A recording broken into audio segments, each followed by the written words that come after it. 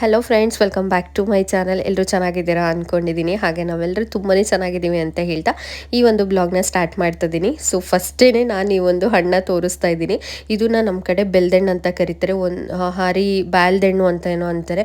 So ಒಂದೊಂದು ಕಡೆ ಒಂದೊಂದು ಹೆಸರು. ನಿಮ್ಮ ಕಡೆ ಏನಂತ ಇದನ್ನು ಕರೀತಾರೆ ಅನ್ನೋದನ್ನು ನನಗೆ ಕಾಮೆಂಟಲ್ಲಿ ತಿಳಿಸಿ, ನನಗೂ ಗೊತ್ತಾಗುತ್ತೆ. ಹಾಗೆ ಈ ಹಣ್ಣ ಇವಾಗ ದುಡ್ಡು ಕೊಟ್ಟು ತಿನ್ನುವಂಥ ಪರಿಸ್ಥಿತಿ ಬಂದಿದೆ. ಬಟ್ ನಾವು ಚಿಕ್ಕವರಿದ್ದಾಗ, ಸೊ ನಾವು ಹಳ್ಳಿಲಿದ್ದಾಗ, ನಾವು ಚಿಕ್ಕವರಿದ್ದಾಗ ಊರಲ್ಲೇ ಇದ್ದಿದ್ದು. ನಾನು 7th 8th ಸ್ಟ್ಯಾಂಡರ್ಡ್ ತನಕ ನಾನು ಹಳ್ಳಿಲೇ ಇದ್ದಿದ್ದು. ಸೊ ಆ ಟೈಮಲ್ಲಿ ಹಳ್ಳಿ ಅಂದಮೇಲೆ ಒಂದಾದರೂ ಎರಡಾದರೂ ಮರ ಕಂಪಲ್ಸರಿ ಇದ್ದೇ ಇರುತ್ತೆ. ಅಂಥ ಟೈಮಲ್ಲಿ ನಾವು ಹೋಗ್ಬಿಟ್ಟಿದ್ದನ್ನ KG ಗಟ್ಟಲೆ ತೊಗೊಂಬರ್ತಿದ್ವಿ. ಒಂದು ಸಲ ಮರದಲ್ಲಿ ಆದರೂ ಕಿತ್ಕೊಂಬರೋದು, ಕಿತ್ಕೊಂಬರೋದು ಅಂದರೆ ಕಲ್ಲು ಹೊಡೆದ್ಬಿಟ್ಟು ಏನೋ ಒಂದು ಕಿತಾಪತಿ ಮಾಡೋದು, ಇಲ್ಲಾಂದರೆ ಕೆಳಗಡೆ ಜಾಸ್ತಿ ಬಿದ್ದಿರ್ತಾಯಿತ್ತು. ಸೊ ಅದನ್ನು ತೊಗೊಂಬರೋದು. ಸೊ ಕೆಳಗೆ ಬಿದ್ದಿದೆ ಅಂದರೆ ಒಂದು ನಮ್ಮ ಥಾಟ್ಸ್ ಏನಿತ್ತು ಅಂದರೆ ಹಣ್ಣಾಗಿರೋದು ಕೆಳಗೆ ಬಿದ್ದಿದೆ ಅಂತ ಹೇಳಿಬಿಟ್ಟು ಸೊ ಆ ಹಣ್ಣ ತೊಗೊಂಬರೋದು. ಇವಾಗಿನ ಮಕ್ಕಳಿಗೆಲ್ಲನೂ ಈ ಒಂದು ಎಂಜಾಯ್ಮೆಂಟು, ನಾವು ಅನುಭವಿಸಿದ್ದಂಥ ಎಂಜಾಯ್ಮೆಂಟು, ಖುಷಿ ಯಾವುದೂ ಈಗಿನ ಮಕ್ಳಿಗೆ ಸಿಗಲ್ಲ. ಸೊ ಇದನ್ನು ಜ್ಯೂಸ್ ಮಾಡಿ ಆದರೂ ತೊಗೋಬೋದು, ಇಲ್ಲ ಅಂದರೆ ಇದಕ್ಕೆ ಬೆಲ್ಲನ ಈ ಥರ ಚಿಕ್ಕ ಚಿಕ್ಕದಾಗಿ ನೀವು ಹೆಚ್ಕೊಂಡಾಗ್ರೂ ಅದಕ್ಕೆ ಮಿಕ್ಸ್ ಮಾಡಿಕೊಂಡು ತಿನ್ಬೋದು. ಸಕ್ಕತ್ತಾಗಿರುತ್ತೆ. ಈ ಸಮ್ಮರಿಗೆ, ಸಮ್ಮರ್ ಸ್ಟಾರ್ಟ್ ಆಗುತ್ತಲ್ವ, ಈ ಟೈಮಿಗೆ ನಮ್ಮ ಬಾಡಿ ತುಂಬಾ ಹೀಟ್ ಆಗಿರುತ್ತೆ. ಅಂಥ ಟೈಮಲ್ಲಿ ಇದು ತುಂಬ ತಂಪಾಗಿಡಿಸುತ್ತೆ ನಮ್ಮ ಬಾಡಿನ. ಸ್ಕಿನ್ ಎಲ್ಲ ತುಂಬ ಡ್ರೈ ಆಗುತ್ತೆ. ಅಂಥ ಟೈಮಲ್ಲಿ ಬೆಸ್ಟ್. ಹಾಗೆ ನನ್ನ ಮಗಳಿಗೆ ಇದನ್ನು ಫಸ್ಟ್ ಟೈಮ್ ಟ್ರೈ ಮಾಡಿಸ್ತಿದ್ದೀನಿ. ಅವಳ ಎಕ್ಸ್ಪ್ರೆಷನ್ ಹೇಗಿರುತ್ತೆ ನೋಡಿ. ಅನಿ ತಿಂತೀಯಾ? ವಾವ್ ವಾವ್, ಟೇಸ್ಟ್ ಮಾಡು ಹೇಗಿದೆ ಅಂತ. ತಿನ್ನು, ತಿನ್ಬೇಕು ಕಂದ, ತಿನ್ನು.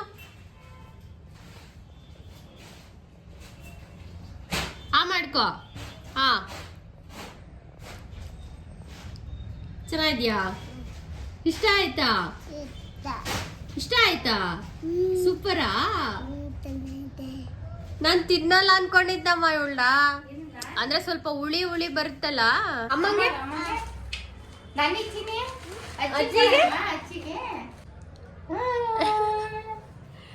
ನಾನು ಹನಿ ತಿಂತಾಳೋ ಇಲ್ವೋ ಅಂತ ಅಂದ್ಕೊಂಡೆ. ಬಟ್ ಅವಳು ಕೂಡ ಇಷ್ಟಪಟ್ಟು ಸ್ವಲ್ಪ ತಿಂದಳು, ಜಾಸ್ತಿ ತಿನ್ನಲಿಲ್ಲ.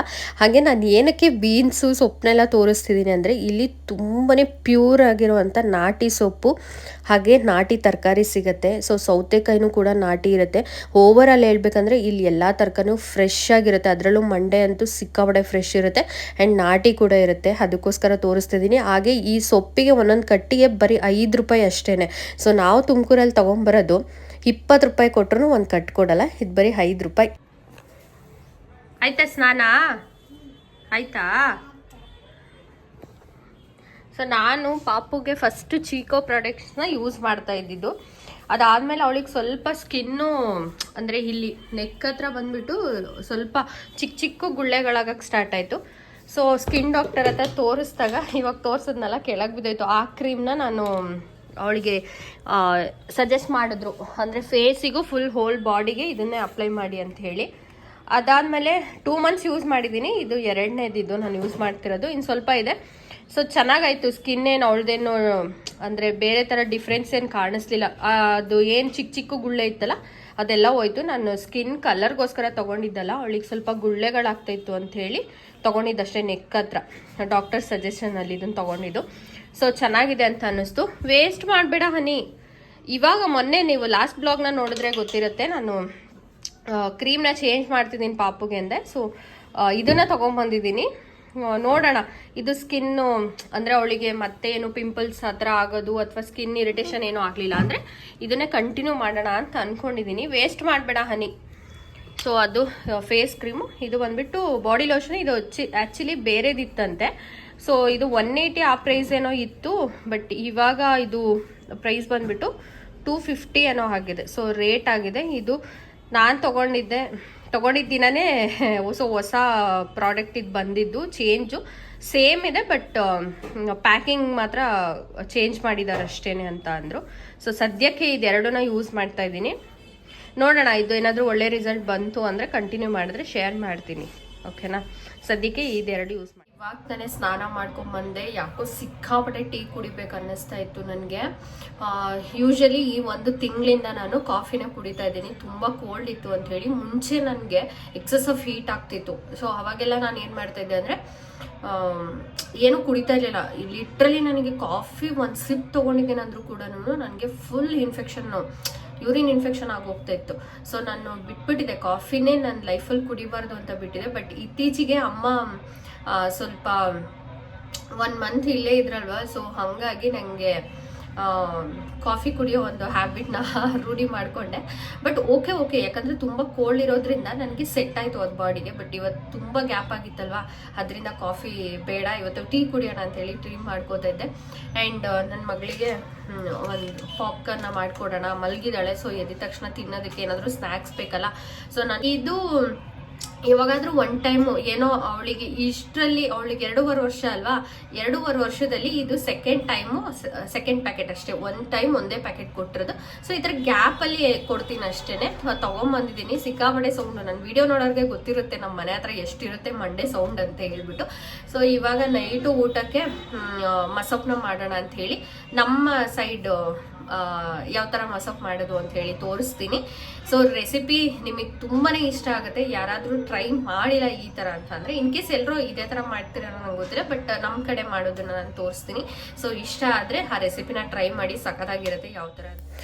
ಸೊ ಇವಾಗ ದೇವ್ರ ಮನೆನ ಲೈಟಾಗಿ ಕ್ಲೀನ್ ಮಾಡ್ಕೊಳ್ಳೋಣ ಅಂತ ಬಂದೆ. ಸೊ ಗುರುವಾರ ನಾನು ಡೀಪ್ ಕ್ಲೀನಿಂಗ್ ಮಾಡೋಣ, ಇವತ್ತು ಲೈಟಾಗಿ ಮಾಡ್ಕೊಳ್ಳೋಣ ಅಂತ. ಯಾಕೆಂದರೆ ನಾನು ತುಮಕೂರಲ್ಲಿ ಇದ್ನಲ್ವ 1 ವಾರ. ಸೊ ದೇವ್ರ ಮನೆ ನನಗೆ ನೋಡೋಕ್ಕಾಗ್ತಾ ಇರಲಿಲ್ಲ. ಆ್ಯಂಡ್ ನಾನು ದೇವ್ರ ಮನೆಗೆ ಹೋಗೋ ಆಗಿರಲಿಲ್ಲ ಅಂಥೇಳಿ ಸುಮ್ಮನೆ ಬಿಟ್ಬಿಟ್ಟಿದ್ದೆ, ಹೇಗಿದೆಯೋ ಆಗಿದ್ಬಿಡಲಿ ಅಂಥೇಳಿ. ಬಟ್ ನಾನು ಪೂಜೆ ಮಾಡ್ತಾ ಇದ್ದೀನಿ ಅಂದರೆ ನನಗೆ ನೀಟಾಗಿ ಕ್ಲೀನಾಗಿದ್ದರಷ್ಟೇ ನನಗೆ ಮನಸ್ಸಿಂದ ಪೂಜೆ ಮಾಡೋದಕ್ಕಾಗೋದು.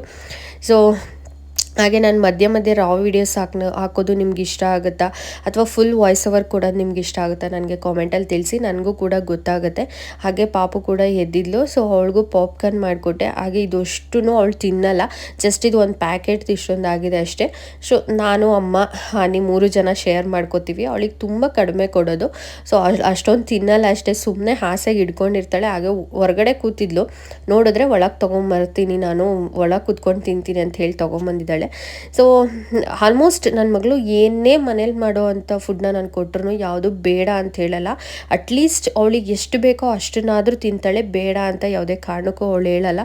ನನಗಂತೂ ಆ ಒಂದು ವಿಷಯದಲ್ಲಿ ತುಂಬ ಖುಷಿ ಇದೆ. ಕೆಲವು ಮಕ್ಕಳು ಊಟ ಮಾಡೋದಕ್ಕೆ ಹಠ ಮಾಡ್ತಾರೆ, ಏನಾದರೂ ತಿನ್ನೋದಕ್ಕೆ ಹಠ ಮಾಡ್ತಾರೆ, ಬಟ್ ಇವಳು ಆ ಥರ ಇಲ್ಲ. ಸೊ ಮಸಪ್ ಮಾಡೋದನ್ನ ಹೇಗೆ ಅಂತ ತೋರಿಸ್ತೀನಿ ಬನ್ನಿ. ಸ್ವಲ್ಪ ಬೇಳೆನ ತೊಗೊಂಡಿದ್ದೀನಿ, 2 ಟೀ ಕುಡಿಯೋ ಲೋಟದಲ್ಲಿ ತೊಗೊಂಡಿದ್ದೀನಿ. ಇದನ್ನು ಚೆನ್ನಾಗಿ ವಾಶ್ ಮಾಡ್ಕೊಂಡಾದ್ಮೇಲೆ ಮೊಳಕೆ ಕಾಳನ್ನ ಹಾಕ್ಕೊಂಡು, ಅದಾದಮೇಲೆ ಈರುಳ್ಳಿನ 2 ಈರುಳ್ಳಿನ ಹಾಕ್ಕೊಂಡಿದ್ದೀನಿ. ಮೊಳಕೆ ಕಾಳು ಹಾಕಿದ್ರೇ ಎಕ್ಸ್ಟ್ರಾ ಟೇಸ್ಟ್ ಬರೋದು ಇದಕ್ಕೆ. ಸೊ ಇದಕ್ಕೆ 2 ಸ್ವಲ್ಪ ಮೀಡಿಯಮ್ ಸೈಜ್ ಈರುಳ್ಳಿ ಹಾಗೆ ಬೆಳ್ಳುಳ್ಳಿನ ಹಾಕಿದ್ದೀನಿ. ಜೊತೆಯಲ್ಲಿ ಹಸಿರು ಮೆಣಸಿಕಾಯಿ ಹೇಗಿದ್ರು ಮಸಿತೀವಿ ಅಂಥೇಳಿ ಮಧ್ಯೆ ಕಟ್ ಮಾಡಿ ಹಾಕ್ಕೊಂಡಿದ್ದೀನಿ. ಸೊ ಬದನೆಕಾಯಿ, ಒಂದು 3 ಟೊಮೊಟೊ ತೊಗೊಂಡಿದ್ದೀನಿ. ಆ್ಯಕ್ಚುಲಿ ಸ್ವಲ್ಪ ಇದನ್ನು ಚೆನ್ನಾಗಿ ಹುಳಿ ತೆಗೆದುಬಿಟ್ಟು ತೊಗೊಂಡಿರೋದು, ಯಾಕೆಂದರೆ ಇಲ್ಲೇ ಹುಳಿ ಬರುತ್ತೆ ನಾಟಿ ಟೊಮೊಟೊ, ಹಾಗಾಗಿ. ಹಾಗೆ ಹುಣಸೆಹಣ್ಣ ಒಂದು ಸ್ವಲ್ಪ ಹಾಕ್ಕೊಂಡು, ಅರಿಶಿನ, ಸಾಂಬಾರು ಪುಡಿ ಕೂಡ ಸ್ವಲ್ಪ ಹಾಕ್ಕೊಂಡಿದ್ದೀನಿ, ಜಾಸ್ತಿ ಹಾಕ್ಕೊಳ್ಳಲ್ಲ. ಹಾಗೆ ಕಾಯಿ ಸ್ವಲ್ಪ ಹಾಕ್ಕೊಂಡು, ಆ್ಯಂಡ್ ಉಪ್ಪು ರುಚಿಗೆ ಎಷ್ಟು ಬೇಕೋ ಅಷ್ಟು ನೀವು ಉಪ್ಪನ್ನ ಹಾಕ್ಕೊಳ್ಳಿ. ಆ್ಯಂಡ್ ಸೊಪ್ಪು, ಇದರಲ್ಲಿ ಕೊತ್ತಂಬರಿ ಸೊಪ್ಪಿದೆ ಮತ್ತು ಮೆಂತ್ಯ, ಪಾಲಕ್ 3 ಸೊಪ್ಪನ್ನು ಚೆನ್ನಾಗಿ ವಾಶ್ ಮಾಡಿ ಇಟ್ಕೊಂಡಿದ್ದೀನಿ. ಸೊ ಇವಾಗ ಕುಕ್ಕರ್ಗೆ ಹಾಕ್ತಾಯಿದ್ದೀನಿ ನಾನು ಏನೆಲ್ಲ ಹಾಕಿದ್ನಲ್ವ ತರಕಾರಿಗಳನ್ನ. ಸೊ ಕುಕ್ಕರ್ಗೆ ಹಾಕಿಬಿಟ್ಟು ಇದಕ್ಕೆ ನಾನು ಒಂದು 3 ಲೋಟ ಆಗೋಷ್ಟು ನೀರನ್ನ ಹಾಕ್ತೀನಿ. ಜಾಸ್ತಿನೂ ನಿಮಗೆ ಬೇಕಾದರೆ ಹಾಕ್ಕೋಬೋದು, ನಾನು ಬರೀ ಒಂದು 3 ಲೋಟ ಹಾಕ್ತೀನಿ, ಸಾಕಾಗುತ್ತೆ. ಸ್ವಲ್ಪ ಗಟ್ಟಿನೂ ಇರಬಾರ್ದು, ತೀರಾ ತೆಳ್ಳಗೂ ಇರಬಾರ್ದು. ಸೊ ಇವಾಗ 3 ವಿಷಲ್ ಕೂಗಿಸ್ಕೊಂಡಿದ್ದೀನಿ ನಾನು.